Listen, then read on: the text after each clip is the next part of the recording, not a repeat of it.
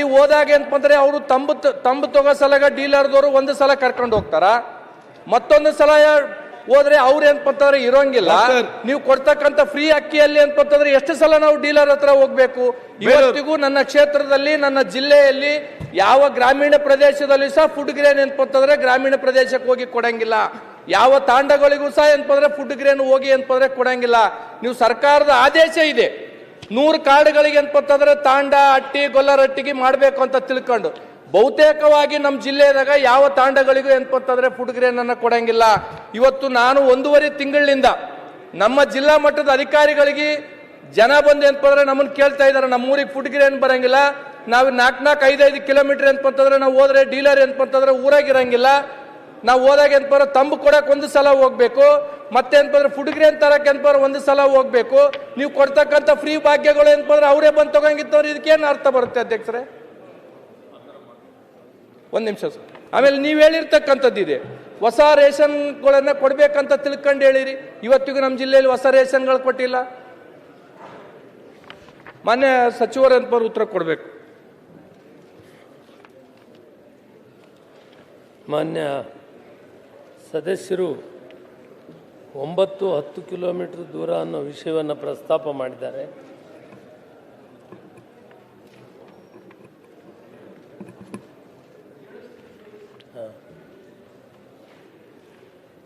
ಸರ್ವೇ ಸಾಮಾನ್ಯವಾಗಿ 3 ಕಿಲೋಮೀಟರ್ಗಿಂತ ಹೆಚ್ಚಿದ್ರೆ ತಾವು ಕೂಡ ಫುಡ್ ಮಿನಿಸ್ಟರ್ ಇದ್ರಿ, ಅಲ್ಲಿ ಉಪಕೇಂದ್ರವನ್ನು ತೆಗೆದು ವಾರದಲ್ಲಿ 1 ದಿನ 2 ದಿನ ಆದರೂ ಅಲ್ಲೇ ಅವ್ರಿಗೆ ಅನುಕೂಲ ಮಾಡಿಕೊಡ್ಬೇಕಂತ ಆದೇಶ ಇದೆ. ಒಂದು ವೇಳೆ ಮಾನ್ಯ ಗುರುಮಠಕಲ್ ಕ್ಷೇತ್ರದ ವಿಧಾನಸಭಾ ಸದಸ್ಯರು ಅವರ ಕ್ಷೇತ್ರದಲ್ಲಿ ಯಾವುದೇ ಒಂದು 3 ಕಿಲೋಮೀಟರ್ಗಿಂತ ಜಾಸ್ತಿ ಇರುವಂಥ ಗ್ರಾಮ ಇದ್ದರೆ ಅದನ್ನು ಅವ್ರ ಪಟ್ಟಿ ನಮಗೆ ಕೊಟ್ಟರೆ ಆ ಜಾಗದಲ್ಲಿ ಉಪಕೇಂದ್ರಗಳನ್ನು ನಾವು ಪ್ರಾರಂಭ ಮಾಡಿ ಅಲ್ಲಿ ಅವರಿಗೆ ವಿತರಣೆ ಮಾಡುವಂಥ ವ್ಯವಸ್ಥೆಯನ್ನು ಮಾಡ್ತೀವಿ. ಎರಡನೇದು,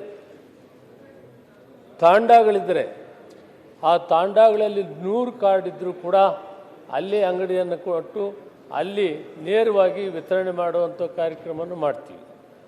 ಮತ್ತೊಂದು, ಇತ್ತೀಚೆಗೆ ಸರ್ಕಾರ ಒಂದು ತೀರ್ಮಾನ ತೆಗೆದುಕೊಳ್ತು, ಬಡ್ಜೆಟ್ನಲ್ಲಿ SC ST ಅವರಿಗೆ ಕಡಿಮೆ ಇದೆ ಕಾರ್ಡುಗಳು, 20,000 ಈಗ ಅಲ್ಲಿ 20,460 ಅಂಗಡಿಗಳಿದೆ. ಅದರಲ್ಲಿ ಬಹಳ ಕಡಿಮೆ 1,473 ಅಂಗಡಿ ಮಾತ್ರ SC STಗಿದೆ. ಅದನ್ನು ಹೆಚ್ಚು ಮಾಡಬೇಕು ಅಂತ ಬಂದಾಗ ಮಾನ್ಯ ಮುಖ್ಯಮಂತ್ರಿಗಳು ನಾವು ತೀರ್ಮಾನ ಮಾಡಿ ಈ ಕರ್ನಾಟಕ ಅಗತ್ಯ ವಸ್ತುಗಳ ಸಾರ್ವಜನಿಕ ವಿತರಣಾ ಪದ್ಧತಿಯ ನಿಯಂತ್ರಣ ಆದೇಶ 2017 ಕಲಂ 6ರಲ್ಲಿ ಹೊಸ ನ್ಯಾಯಬೆಲೆ ಅಂಗಡಿಗಳನ್ನು ಮಂಜೂರು ಮಾಡಲು ಅವಕಾಶವನ್ನು ಕಲ್ಪಿಸಲಾಗಿದೆ. ಅದರ ಪ್ರಕಾರ 4-14-11 ತಿದ್ದುಪಡಿ ಮಾಡಿ ಹೊರಡಿಸಲಾದಂಥ ಅತ್ಯಗತ್ಯವಾದಂಥ ಹೊಸ ನ್ಯಾಯಬೆಲೆ ಅಂಗಡಿಗಳ ಮಂಜೂರಾತಿಗೆ ಕ್ರಮ ವಹಿಸಲಾಗಿದೆ. ಪರಿಶಿಷ್ಟ ಜಾತಿ ಮತ್ತು ಪರಿಶಿಷ್ಟ ಪಂಗಡಗಳ ಸಮುದಾಯಗಳ ಜನಸಂಖ್ಯೆಯು ಎಲ್ಲಿ 40%ಗಿಂತ ಹೆಚ್ಚಾಗಿರ್ತದೆ ಆ ಪ್ರದೇಶದಲ್ಲಿ SC ST ಅಂಗಡಿಗಳನ್ನು ನಾವು ತೆಗೆಯುವಂಥದ್ದಕ್ಕೆ ಕಾನೂನನ್ನು ತಿದ್ದುಪಡಿ ಮಾಡಿದ್ದೀವಿ. ಇದರ ಜವಾಬ್ದಾರಿಯನ್ನು ನಾವು ಜಿಲ್ಲಾಧಿಕಾರಿಗಳಿಗೆ ಕೊಟ್ಟಿದ್ದೇವೆ. ಜಿಲ್ಲಾಧಿಕಾರಿಗಳು ಆ ಭಾಗದ ಆ ಜಿಲ್ಲೆಯ ಜನಸಂಖ್ಯೆಯನ್ನು ಅನುಸರಿಸಿ ಅವರ ಒಂದು ನೇತೃತ್ವದ ಕಮಿಟಿ ಇದೆ. ಆ ಕಮಿಟಿಯಲ್ಲಿ ಜಿಲ್ಲಾಧಿಕಾರಿಗಳ ಅಧ್ಯಕ್ಷರಿರ್ತಾರೆ, ಮುಖ್ಯ ಕಾರ್ಯನಿರ್ವಹಣಾಧಿಕಾರಿಗಳು ಜಿಲ್ಲಾ ಪಂಚಾಯತಿ ಅವರು ಸದಸ್ಯರಿರ್ತಾರೆ, ಆಯುಕ್ತರು ಮಹಾನಗರ ಪಾಲಿಕೆ ಸದಸ್ಯರಿರ್ತಾರೆ, ಜಿಲ್ಲಾ ಸಮಾಜ ಕಲ್ಯಾಣಾಧಿಕಾರಿಗಳು ಸದಸ್ಯರಿರ್ತಾರೆ, ಜಿಲ್ಲಾ ಪರಿಶಿಷ್ಟ ಪಂಗಡಗಳ ಕಲ್ಯಾಣಾಧಿಕಾರಿ ಸದಸ್ಯರಿರ್ತಾರೆ, ಯೋಜನಾಧಿಕಾರಿ ಜಿಲ್ಲಾ ನಗರಾಭಿವೃದ್ಧಿ ಕೋಶ ಸದಸ್ಯರಿರ್ತಾರೆ, ಜಂಟಿ ಉಪನಿರ್ದೇಶಕರು ಅಥವಾ ಉಪನಿರ್ದೇಶಕರು ಆಹಾರ ಇಲಾಖೆಯವರು ಸದಸ್ಯ ಕಾರ್ಯದರ್ಶಿ ಇರ್ತಾರೆ. ಇದರಲ್ಲಿ ಜಿಲ್ಲಾಧಿಕಾರಿಗಳ ಪೂರ್ತಿ ಜವಾಬ್ದಾರಿಯನ್ನು ಕೊಟ್ಟಿದೆ. ಸುಮಾರು 3,517 ಹೊಸ ಅಂಗಡಿಗಳನ್ನು SC STಗೆ ಕೊಡುವಂಥದ್ದು ಒಂದು ತೀರ್ಮಾನ ತೆಗೆದುಕೊಂಡಿದ್ದೇವೆ. ಆದ್ದರಿಂದ ಈ ಒಂದು ಅಂಗಡಿಗಳಲ್ಲಿ ಕೂಡ ಡಿಸೆಂಟ್ರಲೈಸೇಷನ್ ಮಾಡಿ ಸುಲಭವಾಗಿ ಜನಕ್ಕೆ ಸಿಕ್ಕುವಂಥದ್ದು ಮಾಡಿ, ಅದಕ್ಕಿಂತ ಹೆಚ್ಚು ಅಂಗಡಿಗಳಿದ್ದರೆ ಜನರಲ್ನನ್ನು ಕೊಡಬೇಕು ಅನ್ನೋ ಒಂದು ನಿರ್ಣಯವನ್ನು ಮಹತ್ತರವಾದ ತೀರ್ಮಾನವನ್ನು ತೆಗೆದುಕೊಂಡು ಇವತ್ತಿನ ಹೊಸ ಮೀಸಲಾತಿಯನ್ನು ಅನುಸರಿಸಿ ಈ ಅಂಗಡಿಗಳನ್ನು ವಿತರಣೆ ಮಾಡುವಂಥದ್ದು ಸರ್ಕಾರ ತೀರ್ಮಾನ ತೆಗೆದುಕೊಂಡಿದೆ. ಇನ್ನು ಅವರು ವಯಸ್ಸಾದವರಿಗೆ ಯಾವ ರೀತಿ ಮಾಡ್ತೀರಿ ಅಂತ ಕೇಳಿದ್ದಾರೆ. ಸುವಿಧಾ ಅನ್ನೋಂಥ ಕಾರ್ಯಕ್ರಮದಲ್ಲಿ 75 ವರ್ಷಕ್ಕೆ ಮೇಲ್ಪಟ್ಟಂಥ ಕುಟುಂಬಗಳಿಗೆ ನೇರವಾಗಿ ನಾವೇ ಸಪ್ಲೈ ಮಾಡುವಂಥ ಕಾರ್ಯಕ್ರಮವನ್ನು ಕೂಡ ಹಾಕ್ಕೊಂಡಿದ್ದೀವಿ. ಮಾನ್ಯ ಅಧ್ಯಕ್ಷರು ಈಗಾಗಲೇ ಮಂತ್ರಿಗಳು ಹೇಳಿದರು 3 ಕಿಲೋಮೀಟರ್ಕಿಂತ ಜಾಸ್ತಿ ಇರ್ತಕ್ಕಂಥದ್ದು ಪಟ್ಟಿ ಅಂತ ಕೊಟ್ಟರೆ ಸರ್, ತಾವು 2.5 ವರ್ಷ ಆಯಿತು. ಒಂದು ಸಲ ಯಾದಗಿರಿ ಜಿಲ್ಲೆಗೆ ಬಂದುಬಿಟ್ರೆ ಸರ್, ಒಂದು 3-4 ದಿನ ಕರ್ಕೊಂಡು ಹೋಗ್ಬಿಡ್ತೀನಿ ಎಲ್ಲ ತಾಂಡಗಳಿಗೆ. ಸರ್, ಯಾವುದೇ ಇಡೀ ಯಾದಗಿರಿ ಜಿಲ್ಲೆಯಲ್ಲೆಲ್ಲ ನಮ್ಮ ಭಾಗದಾಗ ಯಾವುದೇ ಊರುಗಳಿಗೆ ಅಂತಂದ್ರೆ ನಮ್ಮ ಫುಡ್ ಗ್ರೇನ್ ಏನಪ್ಪಂತಂದ್ರೆ ಡೀಲರ್ದವ್ರು ಅಲ್ಲಿ ಹೋಗಂಗಿಲ್ಲ. ಗ್ರಾಮೀಣ ಪ್ರದೇಶದಾಗ ಇರ್ತಕ್ಕಂಥ ತಾಂಡದವ್ರು ಏನಪ್ಪಂದ್ರೆ ಶಾಸಕರಿಗೆ ಜನಪ್ರತಿನಿಧಿಗಳಿಗೆ ಬಂದು ನಮಗೆ ಹೇಳಿದ್ರೆ, ನಾನೇ 1.5 ತಿಂಗಳಾಯ್ತು ನಿಮ್ಮ ಜಿಲ್ಲಾ ಮಟ್ಟದ ಅಧಿಕಾರಿಗಳಿಗೆ ಅಂತಂದ್ರೆ ಫುಡ್ ಗ್ರೇನ್ ಬಂದು ನಮ್ಮ ಆಫೀಸ್ ಮುಂದೆ ಕುಂದಿರ್ತಾರ, ಕೇಳಿದ್ರಿ ಅಂತಂದ್ರೆ ಕತಿ ಹೇಳ್ತಾರ. ಫುಡ್ ಗ್ರೇನ್ ಆಫೀಸರ್ ಏನಾಗ್ಬೇಕೀಗ ಅದನ್ನೇ ಹೇಳ್ತಾ ಇದ್ದೀನಿ ಅಧ್ಯಕ್ಷರೇ. ಈಗ 3 ಕಿಲೋಮೀಟರ್ ಮೇಲೆ ಇರ್ತಕ್ಕಂಥವ್ರಿಗೆ ಅಂತಂದ್ರೆ ಪಟ್ಟಿ ಕೊಡ್ರಿ ಅಂತಾರ. ನನಗೆ ಪಟ್ಟಿ ಕೊಟ್ಟರೆ 55 ತಾಂಡ, ನನ್ನ ಕ್ಷೇತ್ರದಾಗ 55 ತಾಂಡಕ್ಕೆ ಒಂದೇ ಒಂದು ತಾಂಡಕ್ಕೆ ಹೋಗಿ ಫುಡ್ ಗ್ರೇನ್ ಹಾಕಂಗಿಲ್ಲ. ಸಚಿವರೇ, ಈಗ ಸದಸ್ಯ ಏನ್ ಹೇಳ್ತೀರಿ, ನಮ್ಮ ಕಾನೂನು ಪ್ರಕಾರ 3 ಕಿಲೋಮೀಟರ್ ವ್ಯಾಪ್ತಿಯಲ್ಲಿ ಒಂದು ಶಾಪ್ ಇರಬೇಕು. ಅದಕ್ಕೆ ದೂರ ಇಲ್ಲಿ ಅದಿದ್ರೆ ಈ ನಾವು ತಾಂಡದ ಅಲ್ಲಿ ಹೋಗಿ ಉಪಕೇಂದ್ರ ಯಾರಿಗೆ ನಾವು ಏಜೆನ್ಸಿ ಕೊಟ್ಟಿರ್ತಾರೆ ಅವರ ಉಪಕೇಂದ್ರದಲ್ಲಿ ಪ್ರಾರಂಭ ಮಾಡುವ ಕಾನೂನು ಇದೆ. ಅದು ಅಲ್ಲಿ ಪಾಲನೆ ಆಗ್ತಿರ್ಲಿಲ್ಲ. ಅವರ ಮೇಲೆ ಏನು ಆಕ್ಷನ್ ತಗೊಳ್ತೀರಿ ನೀವು ಪಾಲನೆ ಮಾಡಿದವರ ಮೇಲೆ? ಮಾನ್ಯ ಸಭಾಧ್ಯಕ್ಷರೇ, ಈಗ ಒಂದು ಅಂಗಡಿಯನ್ನು ಕೊಡ್ಲಿಲ್ಲ, ಅಲ್ಲಿ ಹೋಗಿ ನನಗೆ ಆಗುದಿಲ್ಲ ಹೇಳ್ತಾನೆ, ಆವಾಗ ಅವನ ಮೇಲೆ ಆಕ್ಷನ್. ಈ ವಿಷಯದಲ್ಲಿ ಗಂಭೀರವಾಗಿ ತೆಗೆದುಕೊಂಡು ಆದಷ್ಟು ಬೇಗ ಅದಕ್ಕೆ ಪರಿಹಾರ ಕಂಡಿಡಿ ಅಷ್ಟೇ. ಮಾನ್ಯ ಸಚಿವರಲ್ಲಿ ಒಂದೇ ಮನವಿ ಮಾಡ್ತಕ್ಕಂಥದ್ದು, ನಮಗೆ ಭಾಳ ಏನಪ್ಪಂತಂದ್ರೆ ಜನಪ್ರತಿನಿಧಿಗಳಿಗೆ ಜನ ಬಂದು ಏನಪ್ಪಂದ್ರೆ ಬೇಡಿಕೆ ಇಡ್ತಿದ್ದಾರೆ. 80 ವರ್ಷ ಆದ್ರೆ ನಾವು ಇನ್ನೂ ಚೀಲ ಹೊತ್ಕೊಂಡು ಏನಪ್ಪ ಆಟೋಕ ಟಮ್ಗೆ ಹೋಗಿ ಏನಪ್ಪ ತರ್ತಕ್ಕಂಥ ಪರಿಸ್ಥಿತಿ ಬಂದಿದೆ. ನೀವು ಫ್ರೀ ಕೊಟ್ಟರು ಕೊಡ್ಲಾರ್ದಂಗೆ ಆಗುತ್ತೆ ಅಂತ ತಿಳ್ಕೊಂಡು ಹೇಳ್ತಾ ಇದ್ದಾರೆ. ಇದನ್ನ ಭಾಳ ಗಂಭೀರವಾಗಿ ತಗೋಬೇಕು. ನಮ್ಮ ಜಿಲ್ಲೆಯಲ್ಲಿ ವಿಶೇಷವಾಗಿ ಗುರುಮಿಟ್ಕಲ್ ಕ್ಷೇತ್ರದಲ್ಲಿ ಇವತ್ತೇ ತಾವು ಅಧಿಕಾರಿಗಳನ್ನ ಕರೆದು ಎಲ್ಲೆಲ್ಲಿ ಏನಪ್ಪಂದ್ರೆ ಈ ಸಮಸ್ಯೆ ಇದೆ ಇದನ್ನ ನಿವಾರಣೆ ಮಾಡಬೇಕಂತ ತಿಳ್ಕೊಂಡು ತಮ್ಮಲ್ಲಿ ಮನವಿ ಮಾಡ್ತಾ, ಮಾನ್ಯ ಅಧ್ಯಕ್ಷರಲ್ಲಿ ಒಂದು ಮನವಿ ಮಾಡ್ತೀನಿ. ಇಲ್ಲಿ ನನ್ನ ಕ್ಷೇತ್ರಕ್ಕೆ ಸಂಬಂಧಪಟ್ಟದ್ದು ತಪ್ಪು ಮಾಹಿತಿಗಳನ್ನು ಅಧಿಕಾರಿಗಳು ಕೊಟ್ಟಿದ್ದಾರೆ ಮತ್ತು ವಿಧಾನ ಪರಿಷತ್ ಅಂತ ಕೊಟ್ಟಿದ್ದಾರೆ. ದಯಮಾಡಿ ಇಂಥ ಅಧಿಕಾರಿಗಳ ಮೇಲೆ ಕ್ರಮ ಜರುಗಿಸಬೇಕಂತ ಮನವಿ ಮಾಡ್ತೀನಿ. ಆಗ ಎಲ್ಲ ಖಾಲಿ ಇರ್ತದೆ ಕಚೇರಿ ಎಲ್ಲ. ಅರೆ ಹೀಗೆ ಕ್ರಮ ತಕೊಂಡು ಹೋದ್ರೆ ಕಚೇರಿ ಖಾಲಿ ಅಂತ ಮತ್ತೆ ಅಂದ್ರೆ ಇವ್ರು ಹಿಂಗೆ ಕೊಟ್ಕೊತ ಹೋಗೋದ? ಒಂದು ಸಣ್ಣ ಮುಟ್ಟ ಇಂಥ ಜೀವನದಲ್ಲಿ ಸಣ್ಣ ಪುಟ್ಟ ಅಲ್ಲ ಅಧ್ಯಕ್ಷರೇ, ಜನ ನನ್ನ ವಿಧಾನಸಭೆಗೆ ಆಯ್ಕೆ ಮಾಡಿ ಕಳಿಸಿದ್ದಾರೆ. ಇದು ವಿಧಾನ ಪರಿಷತ್ ಅಂತಂದ್ಮೇಲೆ ನನಗೆ ಕನ್ಫ್ಯೂಸ್ ಆಯ್ತು. ನಾನೇನ್ ಮೇಲ್ ಮನೆಗೆ ಬಂದಿನಿ ಕೆಳ ಮನೆಗೆ ಬಂದಿನಿ ಅಂತ. ಅಲ್ಲ ನಿಮಗೆ ಸಣ್ಣ ಸರ್, ಇದು ನನಗೆ ಏನ್ಪತ್ತಾರ ಅನ್ಸಿತ್ತು. ಮೊದಲನೇ ಬಾರಿ ಶಾಸಕಲ್ಲ, ನನ್ಗೆ ಅನ್ಸಿತ್ತು. ನಿಮ್ಗೆ ಹೇಳ್ಬೇಕಲ್ಲ ಸರ್.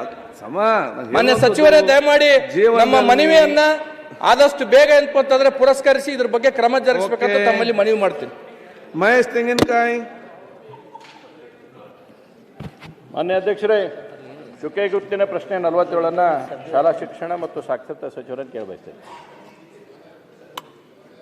ಮಾನ್ಯ ಅಧ್ಯಕ್ಷರೇ, ಉತ್ತರವನ್ನು ಒದಗಿಸಲಾಗಿದೆ.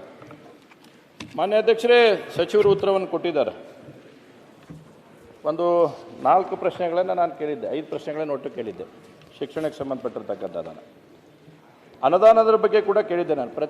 ಕಳೆದ 3 ವರ್ಷದ ಅವಧಿಯಲ್ಲಿ ನಮ್ಮ ವಿಧಾನಸಭಾ ಕ್ಷೇತ್ರಕ್ಕೆ ಎಷ್ಟೆಷ್ಟು ಅನುದಾನವನ್ನು ಬಿಡುಗಡೆ ಮಾಡಿರಿ ಅನ್ನೋಂಥದ್ದನ್ನು, ಅದರಲ್ಲಿ 23-24ಕ್ಕೆ 2,31 ಲಕ್ಷ, 24-25ಕ್ಕೆ 92 ಲಕ್ಷ, 25-26ಕ್ಕೆ ಯಾವುದೇ ಅನುದಾನವನ್ನು ಬಿಡುಗಡೆ ಮಾಡಿಲ್ಲ ಅಂತ ಹೇಳಿದ್ದಾರೆ.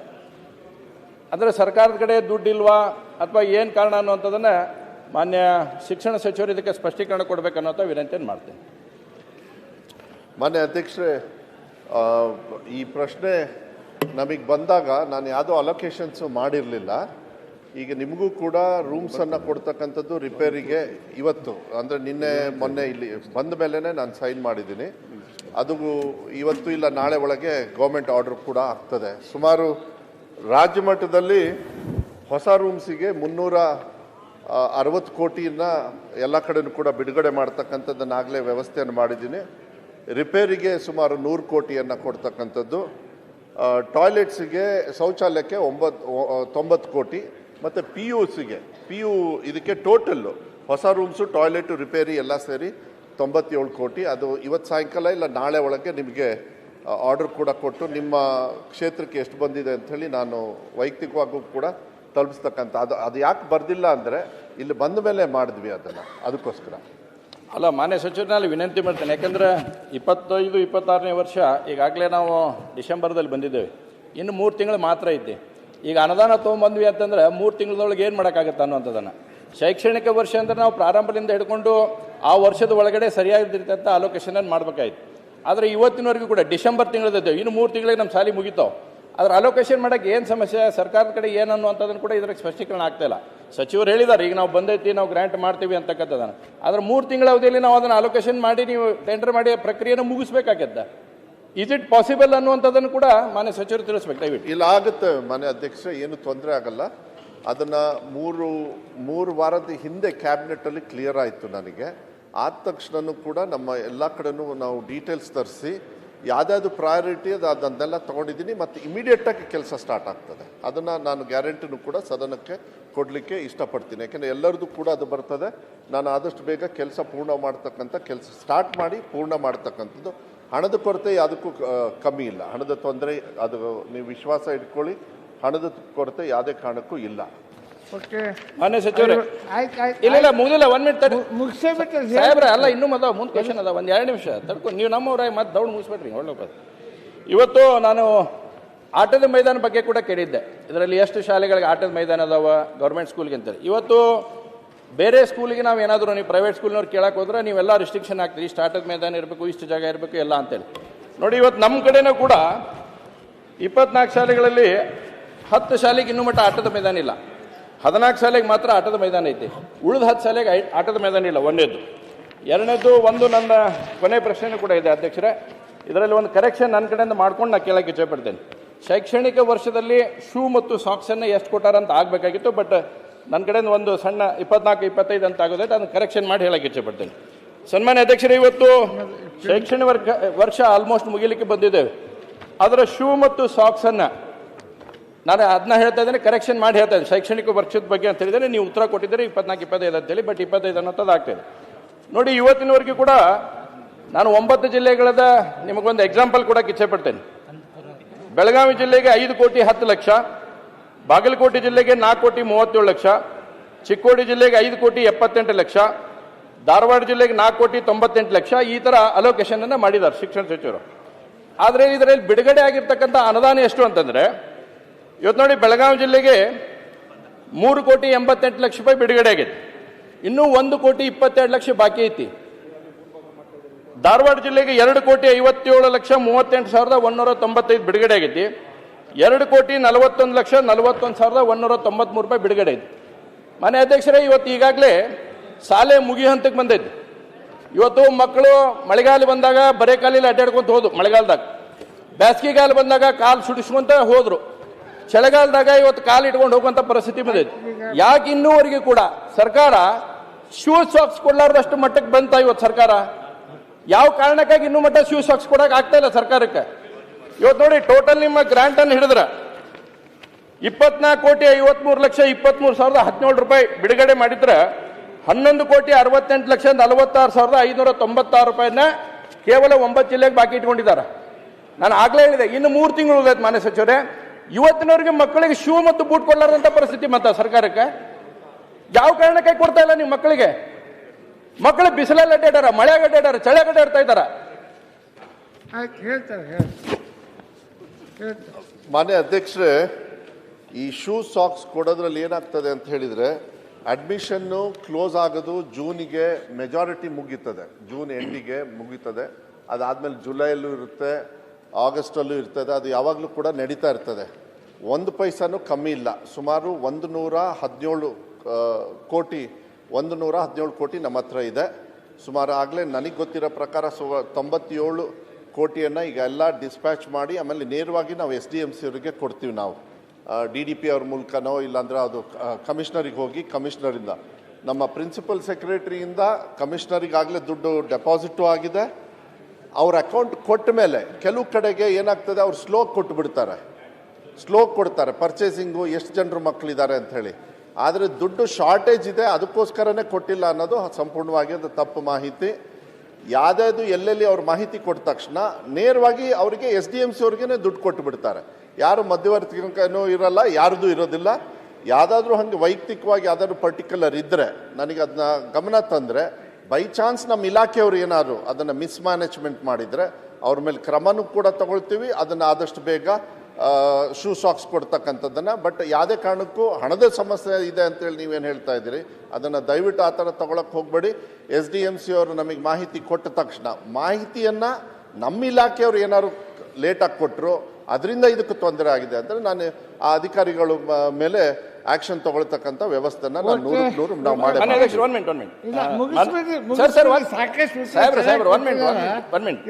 ನೋಡ್ರಿ, ನಾನು 1 ಮಿನಿಟ್ ಸಾಹೇಬ್ರೆ, ಇದು ಕನ್ಸರ್ನ್ ಕ್ವಶನ್ ಬಿಟ್ರೆ ಆ ಕಡೆ 1 ಮಿನಿಟ್. ಮಾನ್ಯ ಸಚಿವರು ತಾವು ಹೇಳಿದ್ರಿ ಇದಕ್ಕೆ ಯಾವುದೇ ರೀತಿಯಾದಂತಹ ಹಣಕಾಸಿನ ತೊಂದರೆ ಇಲ್ಲ ಅಂತೇಳಿ. ಬಟ್ ಇವತ್ತು ನಮಗೆ ಎಷ್ಟು ಬೇಜಾರಾಗ್ತಾ ಇದೆ ಅಂದ್ರೆ, ಸ್ಕೂಲ್ನಲ್ಲಿ ಇರ್ತಕ್ಕಂಥ ಸಂಚಿತ ನಿಧಿ ಅಂತಿದೆ, ಒಂದು ಏನೇನೋ ಪ್ರೋಗ್ರಾಮ್ ಮಾಡಿ ಉಳಿದಿರ್ತಕ್ಕಂಥ ಸಂಚಿತ ನಿಧಿ ಇದೆ. ಯಾಕೆ ನಿಮ್ಮ ಅಧಿಕಾರಿಗಳು ಆ ಸಂಚಿತ ನಿಧಿಯನ್ನು ನೀವು ಬಳಸಿಕೊಂಡು ಶೂಸ್ ತಗೋರಿ ಅಂತ ಹೇಳಕತ್ತಾರ? ಹಾಗಾದ್ರೆ ನೀವು ಹೇಳಿದ್ರಿ ನಮ್ಮ ಕಡೆ ಯಾವುದೇ ರೀತಿಯಾದಂಥ ಹಣಕಾಸಿನ ತೊಂದರೆ ಇಲ್ಲ ಅಂತ ನೀವು ಒಂದು ಕಡೆ ಹೇಳ್ತೀರಿ, ಇನ್ನೊಂದು ಕಡೆ ಹೇಳ್ತಾರೆ ಅಧಿಕಾರಿಗಳು ಸಂಚಿತ ನಿಧಿಯನ್ನು ಬಳಸಿಕೊಂಡು ನೀವು ಶೂಸ್ ತಗೋರಿ ಅಂತ ಹೇಳುವಂಥದ್ದು ಆಗ್ತಾ ಇದೆ. ಹಾಗಾದ್ರೆ ಸಂಚಿತ ನಿಧಿಯನ್ನು ಬಳಸುವಂತ ಅವಶ್ಯಕತೆ ಏನೈತಿ? ದುಡ್ಡಿದಾಗ ಅದನ್ನ ಯಾಕೆ ಬಳಸ್ಕೋಬೇಕು? ಅದು ಸ್ಕೂಲಿಗೆ ಇರ್ತಕ್ಕಂಥ ದುಡ್ಡು, ಅದನ್ನ ಈ ಶೂಸು ಮತ್ತು ಸಾಕ್ಸ್ಗೆ ಯಾಕೆ ಬಳಸ್ಕೋಬೇಕು? ಅದನ್ನ ಮಾನ್ಯ ಅಧ್ಯಕ್ಷರೇ, ಆ ಥರ ಸಂಚಿಕೆ ನಿಧಿನ ತಗೊಳ್ಳಿ ಅಂತ ನಾವು ಯಾವಾಗಲೂ ಹೇಳಿಲ್ಲ. ಯಾರು ಅಧಿಕಾರಿಗಳು ಹಾಗೆ ಮಿಸ್ಯೂಸ್ ಮಾಡಿದ್ರೆ ಅವ್ರ ಮೇಲೆ ನಾನು ಆಕ್ಷನ್ ತಗೊಳ್ತೀವಿ. ಆದರೆ ಒಂದೇ ಒಂದು ಸಿಂಪಲ್ ಆಗಿ ನಾನು ತಮಗೆ ಹೇಳ್ತೀನಿ, ಯಾಕೆಂದರೆ ಮಕ್ಕಳ ಜವಾಬ್ದಾರಿ ನನಗೆ ಗೊತ್ತಿದೆ. ಅದನ್ನು ಭಾಳ ಮುಖ್ಯವಾಗಿ, ಯಾಕೆಂದರೆ ಸಮಾನತೆಯನ್ನು ತರಬೇಕು ಅಂತ ಹೇಳಿ ಅದನ್ನು ಮಾಡಿದೆ. ನಮ್ಮ ಇಲಾಖೆಯಲ್ಲಿ ಅವರು ಅಕೌಂಟ್ ಕೊಡೋವ್ರಿಗೂ ಅಂದರೆ ಎಷ್ಟು ಮಕ್ಕಳು ಯಾವ ಸೈಜು ಅದು ಕೊಡೋವ್ರಿಗೂ ಕೊಡೋದಕ್ಕಾಗದೆ, ಪ್ರಾಕ್ಟಿಕಲಿ ಪ್ರಾಬ್ಲಮ್. ಆ ಬರ್ತಕ್ಕಂಥ ಮಾಹಿತಿಯಲ್ಲಿ ಸ್ಲೋ ಆಗಿರ್ಬೋದೇ ಹೊರತು ಈ ನಿಧಿಯಿಂದ ಕೊಡಿ ಅಂತಕ್ಕಂಥದ್ದು ಕೊಡ್ತಕ್ಕಂಥದ್ದು ಪ್ರಶ್ನೆನೇ ಇಲ್ಲ. ಹಂಗೇನಾದ್ರು ಯಾರಾದರೂ ಹೇಳಿದ್ರೆ ಅವ್ರ ಮೇಲೆ ನನಗೆ ಡೀಟೇಲ್ಸ್ ಕೊಡಿ, ನಾನು ಆಕ್ಷನ್ ತಗೊಳ್ತಕ್ಕಂಥ. ನಮ್ಮ ಜಿಲ್ಲೆ ಒಳಗೆ ಹೇಳ್ಯಾರ ಮಾನ್ಯ ಸಚಿವರೇ, ನಮ್ಮ ಜಿಲ್ಲೆ ಒಳಗೆ ಅಧ್ಯಕ್ಷರು ಹೇಳಿದಾರ ಸಂಚಿತ ನಿಧಿ ಅಂತ ನೀವು ಬಳಸ್ಕೋರಿ, ಸರ್ಕಾರದಿಂದ ದುಡ್ಡು ಏನಾದ್ರು ಬಂದ್ರೆ ಅದಕ್ಕೆ ನಿಮ್ಗೆ ವಾಪಸ್ ಕೊಡ್ತೇವೆ ಅಂತಕ್ಕಂಥದ್ದನ್ನ ಬಹಳ ಸ್ಪಷ್ಟವಾಗಿ ಹೇಳಿದಾರ. ನಾನು ಹಾಗಾದ್ರೆ ಅದನ್ನ ಹೇಳಿಲ್ಲ ಅಂದ್ರೆ ನೀವು ದಯವಿಟ್ಟು ಹೇಳಿ ಏನ್ ಮಾಡ್ತೀರಿ ಅಂತಂದೇಳಿ. ಬೈ ಚಾನ್ಸ್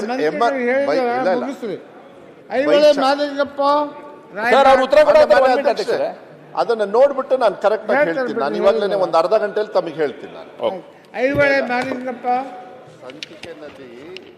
ಸನ್ಮಾನ್ಯ ಸಭಾಧ್ಯಕ್ಷರೇ, ಚುಕ್ಕೆ ಗುರುತಿನ ಪ್ರತಿ ಸಂಖ್ಯೆ 36 ಮಾನ್ಯ ಆರೋಗ್ಯ ಮತ್ತು ಕುಟುಂಬ ಕಲ್ಯಾಣ ಸಚಿವರನ್ನ ಕೇಳಲಿಕ್ಕೆ ಬಯಸ್ತೇನೆ ಸರ್.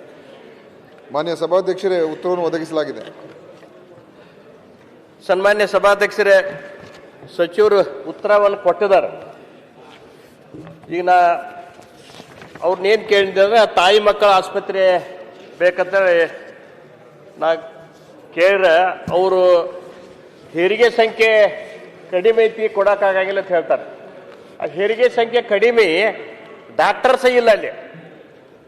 ಬಡವ್ರು ಹೋಗೋದ ಸರ್ಕಾರಿ ದವಾಖಾನೆ, ಮತ್ತು ಅಲ್ಲಿ ಸಿಜರಿನ್ ಮಾಡಕ್ಕೆ ಡಾಕ್ಟರೇ ಇಲ್ಲ ಅಂದ ಕೂಡಲೇ ಅವ್ರು ಪ್ರೈವೇಟಕ್ಕೆ ಹೋಗ್ಬೇಕಾಕೈತಿ. ಮತ್ತು ಅಲ್ಲಿ ಹೆರಿಗೆ ಹೆಂಗೆ ಆಕೈತಿ ಸರ್? ಹೆರಿಗೆ ಕಡಿಮೆ ಆಗೋದು ಸಹಜಿಕ. ಅಲ್ಲಿ ಸಿಜರಿನ ಆಗಿಲ್ಲ ಅಂತೇಳಿ ಅದು 0 ಅಂತೇಳಿ ಅವರ ಕೊಟ್ಟಿದ್ದಾರೆ 2 ವರ್ಷದಾಗ. ಮತ್ತು ಅಲ್ಲಿ ಸಿಜರಿನ ಡಾಕ್ಟರ್ಸೇ ಇಲ್ಲ ಅಲ್ಲಿ. ತಾವು ದಯಮಾಡಿ ಡಾಕ್ಟರ್ಸ್ಗಳನ್ನ ತಾವು ತುಂಬಿ ಕೊಡ್ಬೇಕಂತೇಳಿ ತಮ್ಮ ಮುಖಾಂತರ ವಿನಂತಿ ಮಾಡ್ತಾನು. ಈಗ ಡಾಕ್ಟರ್ ವೀಣಾ ಕೆ ಅಂತೇಳಿ ಅಂದ ಅವರ 17/7 ಅಲ್ಲಿ ಗೈರೇ ಅದಾರ. ಅವರು ಬಂದೇ ಇಲ್ಲ. 17ನೇ ತಿಂಗಳಿಂದ ಅವ್ರು ಇಲ್ಲಿ ದವಾಖಾನೆಗಿನ ಬಂದಿಲ್ಲ. ಮುಂದೆ ಪ್ರಸೂತಿ ಚಿಕಿತ್ಸಾ ತಜ್ಞರಂತೂ ಖಾಲಿನೇ ಐತೆ ಸರ್. ಮಕ್ಕಳ ಚಿಕಿತ್ಸಾ ತಜ್ಞರು ಅದು ಖಾಲಿ, ಚರ್ಮ ಚಿಕಿತ್ಸಾ ತಜ್ಞರು ಅದು ಖಾಲಿ. ಮತ್ತು ENT ತಜ್ಞರ ಡಾಕ್ಟರ್ ಸಂಧ್ಯಾ ಪಾಟೀಲ್ ಅಂತ ಹೇಳಿ ಅಂದವ್ರ 1/1/2022 ರಾಜೀನಾಮೆ ನೀಡಿ ಅವ್ರು ಹೋಗಿಬಿಟ್ಟಾರ. ಜನರಲ್ ಮೆಡಿಸಿನ್ ತಜ್ಞರೂ ಅದು ಖಾಲಿ. ಮತ್ತು ಅಲ್ಲಿ ತಾಲೂಕಾ ಪ್ಲೇಸ 100 ಬೆಡ್ ಆಸ್ಪತ್ರೆ, ಮತ್ತು ಅಲ್ಲಿ ಡಾಕ್ಟರ್ಸೇ ಇಲ್ಲ ಅಂದ್ರೆ ಅಲ್ಲಿ ಬಡವರು ಹೆಂಗೆ ತೋರಿಸ್ಬೇಕು? ಈ ಜಿಲ್ಲಾ ಆಸ್ಪತ್ರೆಗೆ ಹೋಗ್ಬೇಕಾದ್ರೆ 120 ಕಿಲೋಮೀಟರ್ ಬೆಳಗಾವಿಗೆ ಬರ್ಬೇಕು ನಾವು ರಾಯಬಾಗದಿಂದ. ಹಿಂಗಾಗಿ ಅಲ್ಲೆಲ್ಲ ಬಡವರು ಎಲ್ಲರೂ ಪ್ರೈವೇಟ್ಗೆ ಹೋಗಿ ಸಿಜರಿನ್ ಮಾಡಿಸ್ಕೋಬೇಕಾದ್ರೆ 40-50 ಸಾವಿರ ರೂಪಾಯಿ ಕೊಡ್ಬೇಕು ಪ್ರೈವೇಟ್ ಡಾಕ್ಟರ್ಸ್.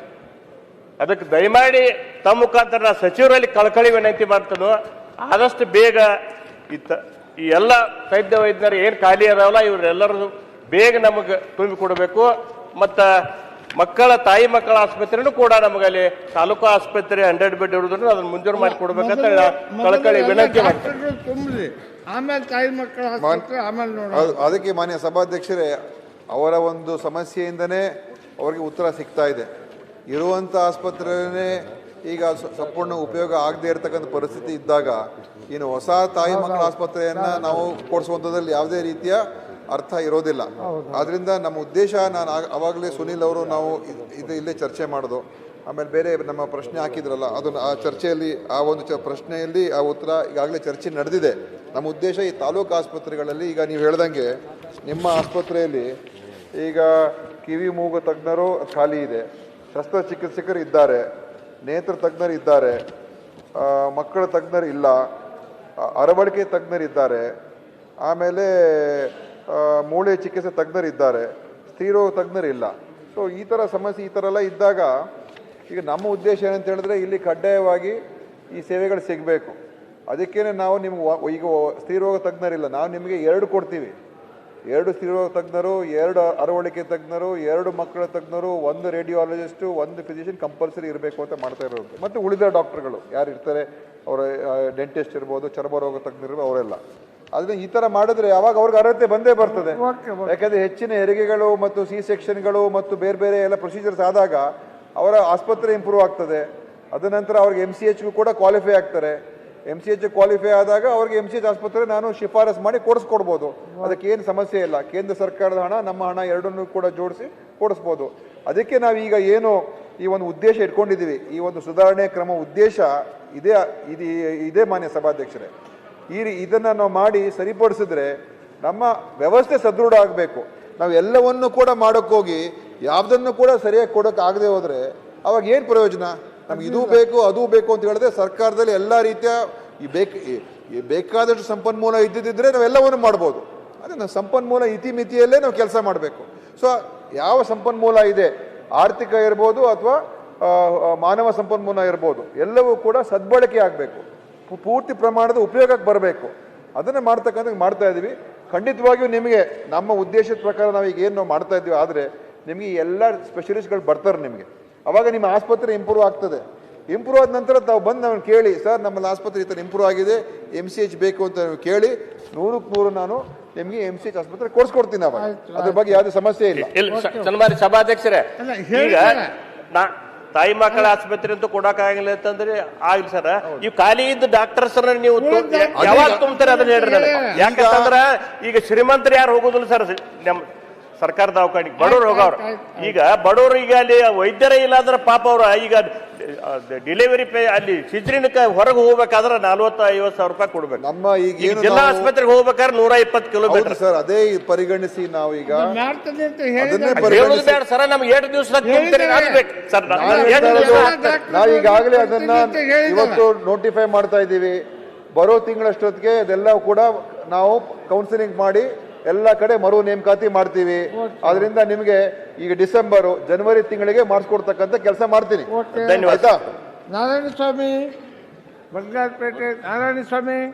ಮಾನ್ಯ ಸಭಾಧ್ಯಕ್ಷರೇ, ಚುಕ್ಕೆಗುತ್ತಿನ ಪ್ರಶ್ನೆ 649 ಗೌರವಾನ್ವಿತ ಅರಣ್ಯ ಮತ್ತು ಜೀವಶಾಸ್ತ್ರ ಪರಿಸಚಿವರನ್ನು ಕೇಳ ಬಯಸ್ತೇನೆ. ಅರಣ್ಯ ಮಂತ್ರಿಗಳು ಖಂಡ್ರೆ ಅವರ ಪ್ರಶ್ನೆ ಕೇಳಿದ್ದಾರೆ. ನಾರಾಯಣ ಸ್ವಾಮಿ ಅವರು ಪ್ರಶ್ನೆ ಕೇಳಿದರು. ಸನ್ಮಾನ್ಯ ಸಭಾಧ್ಯಕ್ಷರೇ, ಉತ್ತರ ಒದಗಿಸಲಾಗಿದೆ. ಸನ್ಮಾನ್ಯ ಸಭಾಧ್ಯಕ್ಷರೇ, ಉತ್ತರ ಒದಗಿಸಿದ ಅಧ್ಯಕ್ಷರೇ, ಅವರೀಗ ಅರಣ್ಯಗಳಲ್ಲಿ 6 ವಿಧ ಅಂತ ಹೇಳ್ತಾರೆ. ಒಂದು ಮೀಸಲು ಅರಣ್ಯ, ಗ್ರಾಮ ಅರಣ್ಯ, ರಕ್ಷಿತ ಅರಣ್ಯ, ಸೆಕ್ಷನ್ 4ರ ಅಡಿಯಲ್ಲಿ ಅರಣ್ಯ, ವರ್ಗೀಕರಿಸಿದ ಅರಣ್ಯ, ಪರಿಭಾವಿತ ಅರಣ್ಯ ಅಂತ ಹೇಳ್ತಾರೆ. ಅಧ್ಯಕ್ಷರೇ, ನಾನು ಕೋಲಾರ ಜಿಲ್ಲೆಗೆ ಸಂಬಂಧಪಟ್ಟ ಮಾತ್ರ ಮಾತಾಡ್ತೇನೆ. ಅಧ್ಯಕ್ಷರೇ, ನಮ್ಮ ಕೋಲಾರ ಜಿಲ್ಲೆಯಲ್ಲಿ ಹೇಳ್ಬೇಕಾದ್ರೆ ಗ್ರಾಮ ಅರಣ್ಯ ಅಂತಿದೆ ಅಧ್ಯಕ್ಷರೇ. ಗ್ರಾಮ ಅರಣ್ಯವನ್ನು ಇವರು 545.65 ಹೆಕ್ಟೇರ್ ಅಂತ ಹೇಳ್ತಾರೆ ಅಧ್ಯಕ್ಷರೇ. ನಾನು ಒಂದು ಮಾತು ಕೇಳ್ತೀನಿ, ಗ್ರಾಮ ಅರಣ್ಯವನ್ನು ಹಿಂದೆ ಯಾವ ಆಧಾರದ ಮೇಲೆ ತಾವು ಮಾಡಿದ್ದೀರಿ? ಗ್ರಾಮ ಅರಣ್ಯದಲ್ಲಿ ಇವತ್ತೇನು ಎಕ್ಸ್ಟೆಂಟ್ ಇದೆ, ಆ ಗ್ರಾಮ ಅರಣ್ಯದಲ್ಲಿ ಅಧ್ಯಕ್ಷರೇ, ಆ ಗ್ರಾಮಗಳ ಪಕ್ಕದಲ್ಲಿರ್ತಕ್ಕಂಥ ಮಧ್ಯೆ ಒಂದೇ ಒಂದು ನಂಬರ್ ತಗೊಳ್ತಾರೆ. ಅಂದರೆ ಉದಾಹರಣೆಗೆ ಅಲ್ಲಿ ಆ ಗ್ರಾಮದಲ್ಲಿ 100 ನಂಬರ್ ಇದ್ದರೆ 1 ನಂಬರನ್ನು ಮಾತ್ರ ಗ್ರಾಮ ಅರಣ್ಯ ಅಂತ ಮಾಡ್ತಾರೆ. ಅದು ಮಾಡಿ ಆ ಸುತ್ತಮುತ್ತ ಕೂಡ ಯಾವುದೇ ಒಂದು ಅರಣ್ಯಕ್ಕೆ ಸಂಬಂಧಪಟ್ಟಂತಹ ಕುರುಹುಗಳು ಇರೋದಿಲ್ಲ. ಆ ಯಾವ ನೋಟಿಫಿಕೇಶನ್ ಮಾಡಿಕೊಡ್ತಾರೆ ಅಲ್ಲಿಂದ ಇಲ್ಲಿ ತನಕ ಒಂದು ಬಾರಿ ಕೂಡ ಅರಣ್ಯ ಇಲಾಖೆ ಆ ಜಮೀನನ್ನು ಸ್ವಾಧೀನಪಡಿಸ್ಕೊಂಡಿರೋದಿಲ್ಲ. ಅಧ್ಯಕ್ಷರೇ, ಅಲ್ಲಿ ಯಾವುದೇ ಗಿಡ ಮರ ಇರೋದಿಲ್ಲ. ಇದರೊಟ್ಟಿಗೆ ಅಧ್ಯಕ್ಷರೇ, ಆ ಗ್ರಾಮ ಅರಣ್ಯದ ಭೂಮಿಯನ್ನು ಗೋಮಾಳ ಅಂತ ಇರ್ತದೆ. ಆ ಗೋಮಾಳವನ್ನು ಸುಮಾರು 1940 ಇಸ್ವಿಯಿಂದ ಇಲ್ಲಿ ತನಕ ಮಂಜೂರು ಮಾಡ್ತಾ ಬರ್ತಾ ಇದ್ದೇವೆ. ಆ ರೈತರು ಸ್ವಾಧೀನದಲ್ಲಿದ್ದಾರೆ, ಆ ರೈತರು ಬೆಳೆ ಮಾಡ್ತಾ ಇದ್ದಾರೆ. ಇತ್ತೀಚೆಗೆ ಇವ್ರು ಹೋಗ್ಬಿಟ್ಟು ಗ್ರಾಮ ಅರಣ್ಯ ನಮ್ಮ ಜಮೀನನ್ನು ಖಾಲಿ ಮಾಡಿ ಅಂತ ಹೇಳ್ತಾರೆ. ಅಧ್ಯಕ್ಷ, ನಾನು ಸ್ಪಷ್ಟವಾದ ಒಂದು ಪ್ರಶ್ನೆ ಕೇಳ್ತೀನಿ. ನನ್ನ ಜಿಲ್ಲೆಯಲ್ಲಿ ಭಾಳಷ್ಟು ಕಷ್ಟಕ್ಕೆ ಬಂದು ತಾವೆಲ್ಲ ನೋಡಿರ್ತೀರಿ ಪತ್ರಿಕೆಗಳಲ್ಲಿ ಆ ಒಂದು DCF ವಿರುದ್ಧ ಮಾತಾಡ್ತಕ್ಕಂಥದ್ದು, ಸಭೆಗಳಲ್ಲಿ ಸಚಿವರೇ ಶಾಸಕರೇ ಮಾತಾಡ್ತಕ್ಕಂಥದ್ದು ಇವೆಲ್ಲ ಆಗ್ತವೆ. ಯಾಕೆಂದರೆ ಗೊಂದಲ. ಆಮೇಲೆ ಒಟ್ಟಿಗೆ ಉತ್ತರ ಕೊಡಲಿ ಅಧ್ಯಕ್ಷರೇ. ಎರಡನೇದಾಗಿ ಅವರು ಸಾಹೇಬ್ ಹೇಳ್ತಾರೆ ಈ ವರ್ಗೀಕರಿಸಿದ ಅರಣ್ಯ ಅಂತ ಹೇಳ್ತಾರೆ. ಅಧ್ಯಕ್ಷರೇ, ಈ ಅರಣ್ಯ ಏನಿದೆ ಅಧ್ಯಕ್ಷರೇ, ಈ ಅರಣ್ಯಕ್ಕೆ ಒಂದು ನಮ್ಮ ಸುಪ್ರೀಂ ಕೋರ್ಟ್ ಒಂದು ಪರಿಭಾವಿತ ಅರಣ್ಯ, ಇದಕ್ಕೆ ಸುಪ್ರೀಂ ಕೋರ್ಟ್ ಒಂದು ಗೈಡ್ಲೈನ್ಸ್ ಮಾಡಿದೆ ಅಧ್ಯಕ್ಷರೇ. ಏನಾಧ್ಯಕ್ಷರೇ ಅಂದರೆ ಅಲ್ಲಿ ಕ್ರೈಟೀರಿಯಾ ಹೇಗಿರಬೇಕು ಅಂದರೆ 1 ಹೆಕ್ಟೇರ್ಗೆ 1 ಹೆಕ್ಟೇರ್ ಅಂದರೆ 2 ಎಕರೆ 18 ಗುಂಟೆಗೆ ಕನಿಷ್ಠ ಪಕ್ಷ 50 ಮರಗಳ ದಟ್ಟಣೆ ಇರಬೇಕು. ಅಂದರೆ ಆ ಮರಗಳ ವ್ಯಾಸ ಎಷ್ಟಾಗುತ್ತೆ ಅಂದರೆ 30 ಸೆಂಟಿಮೀಟರ್ಗಿಂತ ದಪ್ಪ ಮರಗಳಿರಬೇಕು. ದಪ್ಪ ಮರಗಳಿದ್ದು ಸುಮಾರು 1 ಹೆಕ್ಟೇರ್ನಲ್ಲಿ ಅವರಿಗೆ 50 ಮರ ಇದ್ದರೆ ಮಾತ್ರ ಅದನ್ನು ನೀವು ಪರಿಭಾವಿತ ಅರಣ್ಯ ಅಂತ ಭಾವಿಸಬೇಕು. ಆದರೆ ಆ ಥರದ್ದು ಯಾವುದೂ ಇಲ್ಲವೇ ಇಲ್ಲ. ಅರಣ್ಯನೂ ಇಲ್ಲ, 30 ಸೆಂಟಿಮೀಟರ್ ಮರನೂ ಇಲ್ಲ, ಆ ಹೆಕ್ಟೇರ್ 50 ಮರನೂ ಇಲ್ಲ. ನಿಮ್ಮ ದಾಖಲೆಗಳು ನೀವು ಪರಿಭಾವಿತ ಅರಣ್ಯ ಅಂತೇಳಿ 4986 ಹೆಕ್ಟೇರನ್ನು ನನ್ನ ಜಿಲ್ಲೆಯಲ್ಲಿ ಗುರುತು ಮಾಡ್ಕೊಂಡಿದ್ದೀರಿ ಅಧ್ಯಕ್ಷರೇ. ಅಧ್ಯಕ್ಷರೇ, ಸಚಿವ ಉತ್ತರ ಕೊಡ್ತಾರೆ. ನನ್ನ ಜಿಲ್ಲೆಯಲ್ಲಿ ನಾನು ಕ್ವಶನ್ ಮಾಡಿದ್ದೀನಿ ಏನಂತ, ಇವು ನಿಮ್ಮಲ್ಲಿ ಏನೂ ಸಂಬಂಧ ಇಲ್ಲದೆ ಇದ್ರೂ ಕೂಡ ನೀವು ಅವ್ರನ್ನ ಹೋಗಿ ನಿರ್ದಾಕ್ಷಿಣ್ಯವಾಗಿ ರೈತರನ್ನ 100 ವರ್ಷಗಳಿಂದ ಯಾರು ಸಾಗುವಳಿ ಮಾಡ್ತಾ ಇರ್ತಾರೆ ಅಂತ ರೈತರನ್ನ, ಯಾರಿಗೆ ದರಖಾಸ್ತು ಮೂಲಕ ಮಂಜೂರಾಗಿದೆ, ಯಾರಿಗೆ ಪಾಣಿ ಇದೆ, ಯಾರ ಖಾತೆ ಇದೆ ಅಂತ ರೈತರನ್ನು ನೀವು ನನ್ನ ಭಾಗದಲ್ಲಿ ಬಂಗಾರಪೇಟೆ ವಿಧಾನಸಭಾ ಕ್ಷೇತ್ರದ ಕೋಲಾರ ತಾಲೂಕಿನಲ್ಲಿ ಅರಟಿ, ಮಲ್ಲಾಂಡಹಳ್ಳಿ ಈ ಭಾಗದಲ್ಲಿ ತಾವು ನೇರವಾಗಿ ಹೋಗಿ ಬಡವರ ನಿಮ್ಮ ಅಧಿಕಾರಿಗಳು ನಿರ್ದಾಕ್ಷಿಣ್ಯವಾಗಿ ಅವರನ್ನು ತೆರವುಗೊಳಿಸಿದ್ದೀರಿ. ತಾವು ಹೇಳ್ತೀರಿ ಏನಂತ, ನಾವು ಜಂಟಿ ಸರ್ವೆಯನ್ನು ಮಾಡ್ತೇವೆ. ಕಂದಾಯ ಇಲಾಖೆ, ಅರಣ್ಯ ಇಲಾಖೆ ಎರಡೂ ಜಂಟಿ ಸರ್ವೆ ಮಾಡಿ ತದನಂತರ ನೋಟಿಸನ್ನು ಕೊಟ್ಟು. ಹೆಚ್ಚಿನ ವಿಡಿಯೋಗಳಿಗೆ ಪ್ರತಿಧ್ವನಿ ಯೂಟ್ಯೂಬ್ ಚಾನೆಲ್ ಸಬ್ಸ್ಕ್ರೈಬ್ ಮಾಡಿ, ಬೆಲ್ ಐಕಾನ್ ಕ್ಲಿಕ್ ಮಾಡಿ.